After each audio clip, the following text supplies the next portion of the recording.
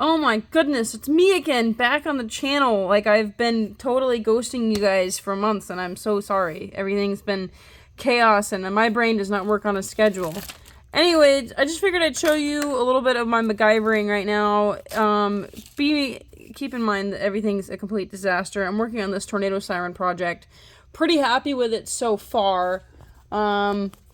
But I just figured I'd show you where I'm at right now and what I still have to do on this whole project. But SirenCon is coming up on the 31st of May, so it is the 20th. I am pretty much done with the siren.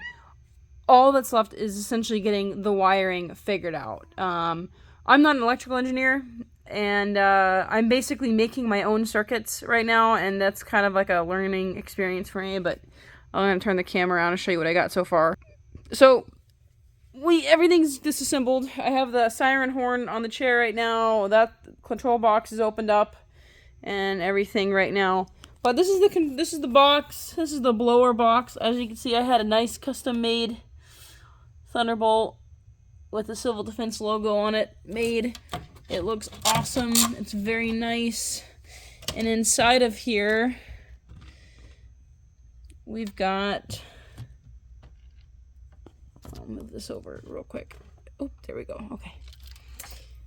This is the blower motor. So that is going to blow air up this PVC pipe. Ignore my complete disaster on the floor here. That's going to go up here along the back into the rotator box. And this is where the siren would mount. The siren goes right here. And then these are the supports for the siren. It looks quite cool when it's all put together. And then I have, I'm printing out the other faceplate for this. I have one of them. Where is it? Oh yeah, it's here on the ground where it belongs, because I'm chaos. Oh goodness, okay. I gotta get another logo made whenever I print the other one, but this is the, looks like that. I think that looks pretty swanky, if I do say so myself. So, wiring. Yeah, there's a lot going on here. So I have my positive and my negative going up through a hole in the back here. And I am slowly doing quick disconnects on everything, because that is not going to work out very well.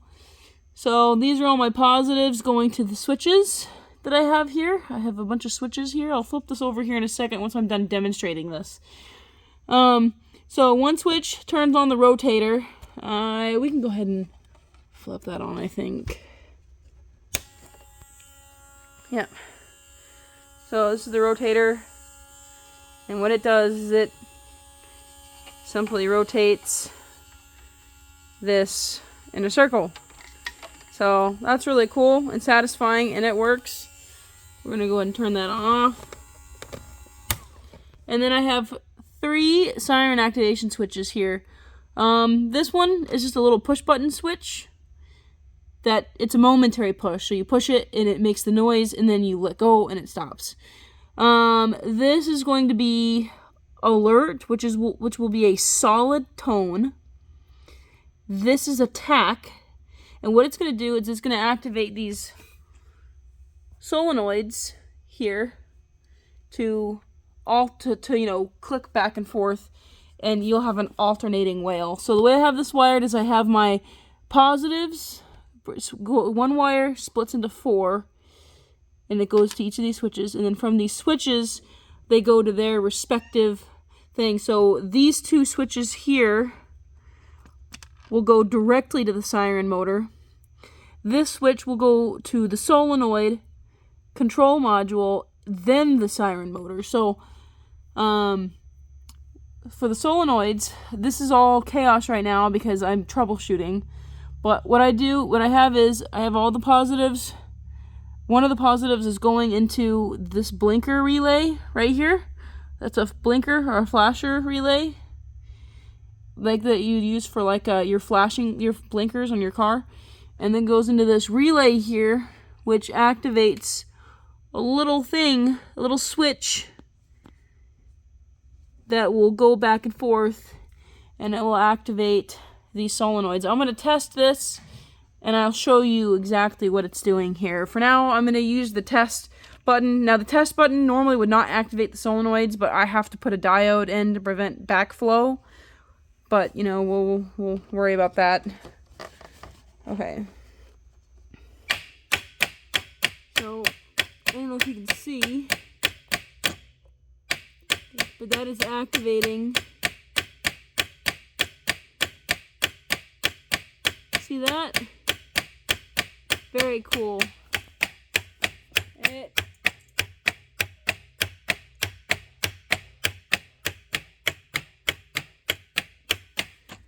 So that is pretty much how that works. Now, we're going to go ahead and be okay with unhooking all of this. I kind of like very loosely jerry-rigged all this together because I was mainly just testing to make sure it would work.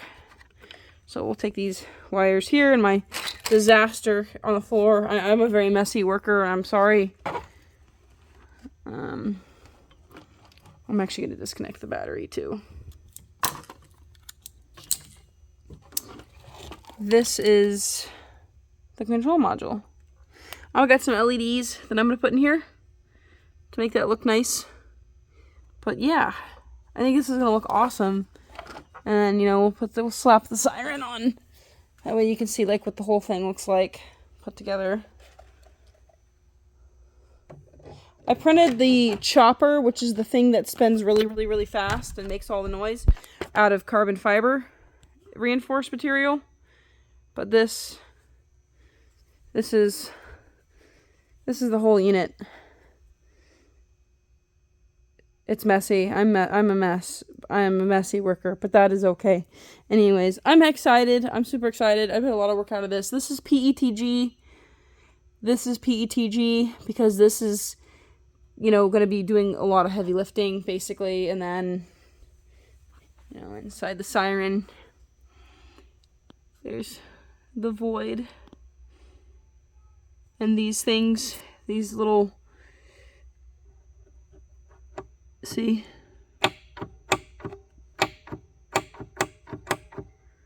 And those will make an alternating sound. So, but yeah, that's what I've been working on. It's not radio related. I don't know what this channel is, honestly. This channel is whatever I decide I want to do with my time. So, the Victor's doing good. All the radios are doing good. I finally got my binder with all my radio stuff. I'll show quick over here. That way, because I lost all my wiring diagrams. I had a really nice binder that just had everything very nicely explained. And it was a really nice little thing to have. And I've set it somewhere. It might actually still be in the car. I guess I can show it to you guys later. But yeah, there's the Victor. Victor's doing good. Say hello. I got some stuff up here. I'll turn the camera around so you can see better. So, I've got pretty much most of the stuff cut out for the rear desk. This is not the actual desk surface. I have this that I just got today. That is going to be the surface of the desk. It's like this rubbery countertop material, but I basically just have to screw all of this in, and we'll call it a day when that's all screwed in and set, just like that. And then obviously I have to do this side. I have to get some pictures of what goes here, because I don't exactly know. And then I will eventually work my way over to this panel here. And as you can see, the original rubber surface is all rotten. But yeah, there's a whole floor in here now, though, too. Which is nice. I need a vacuum in here. But yeah, that was not there. That was all just rotten. You could stick your foot through it. There was holes in it. You could see the ground and everything. And for someone who has no experience doing something like this, I think I did pretty good. So, anyways, every day's an adventure. And then I just have a bunch of random stuff in here right now, because it's just, you know, work in progress. So, but I'm glad I got to visit with y'all a little bit. Hopefully the siren project is pretty cool. The siren files, you can get the files. They're Lonely Star Sirens. They're the awesome group that made the STLs for that. You can get them on Colt 3D. I think it's like $20 or something like that. And he's been working really closely with me about like the wiring, getting all the wiring figured out and stuff like that. But if anyone needs any help or anything figuring that out, if you decide to try to make your own tornado siren, feel free to reach out to me too. It's been a really fun learning project, and like these switches. So I'll show you. This is a failed version of the panel. Obviously I got those two big holes there. You can put whatever kind of switches you want on this. It doesn't matter. You can do whatever you want. But what I did, just because it's what was available to me, was I went to Home Depot and they sold these. I thought maybe I had a little card, little thing from it, but I guess I don't have the packaging anymore. But what I did was, these are just normal push button switches, and I got washers. There's one on the other side too, just right in there.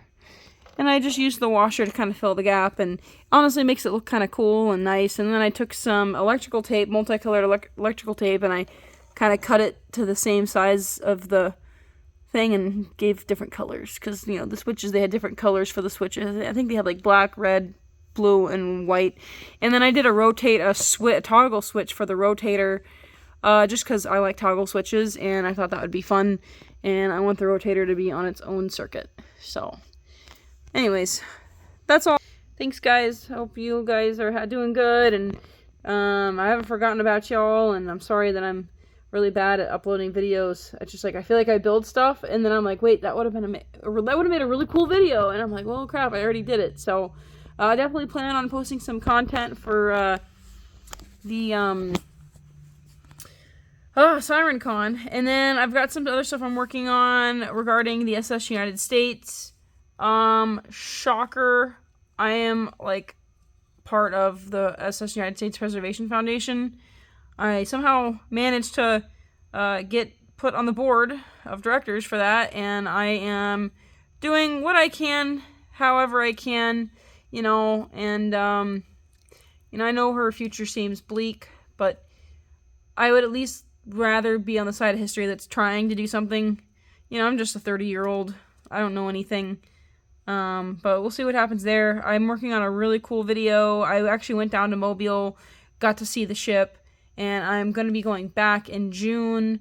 I am working on a really cool project with the county, actually, doing some digital preservation, which I'm kind of excited to announce that, but I can't really talk too much about it because, you know, non-disclosure agreements and whatnot. So I gotta respect all of that, and I don't want to get in trouble, and I prefer to not get sued if I can help it. So I have a tendency to find myself in these really awkward situations with pretty massive projects. So we'll just see what happens there, and you know, if I fail to offer a different type of proposal for the ship, you know, it is what it is. You know, obviously we can do our best, and I think it's, you know, it's important to do our best, you know, fight for the things we love and care about, but within reason. And I know some things I don't know, you know, if any of you know what's going on or have paid attention to any of the drama surrounding the SS United States, but there's been some bad people who've made threats and all kinds of stuff about what's happening, and that's just, that's not the way to go about this.